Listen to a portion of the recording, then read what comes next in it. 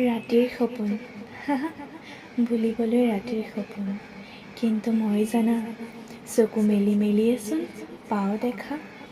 যিমানে যি নহওক পুৱাৰ পৰা ৰাতি সেই উত্তৰ নোহোৱা প্ৰশ্নবোৰৰ যেন নিয়মীয়া কাম হৈ পৰিছে মোক আমনি কৰা। চকু মেলোঁতে প্ৰশ্নবোৰে আমনি কৰাৰ বাবে সপোন দেখিবলৈ লওঁ, একেবাৰে আকাশ স্পৰ্শ কৰাৰ। কিন্তু সপোনৰ পৰা হঠাতে যেতিয়া এই ঘোঁৰাৰ দৌৰখনত পৰহি আহি বানপানী অহাৰ আগতেই যাওঁ অতি ভাহি। হেৰা সপোন, তোমাক দিঠক কৰিবলৈ বৰ প্ৰয়াস কৰিছোঁ জানা, কিন্তু শেষত ৰৈ যায় সেই পাৰ নোপোৱা চিন্তা।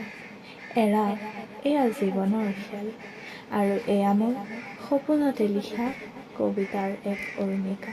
ধন্যবাদ।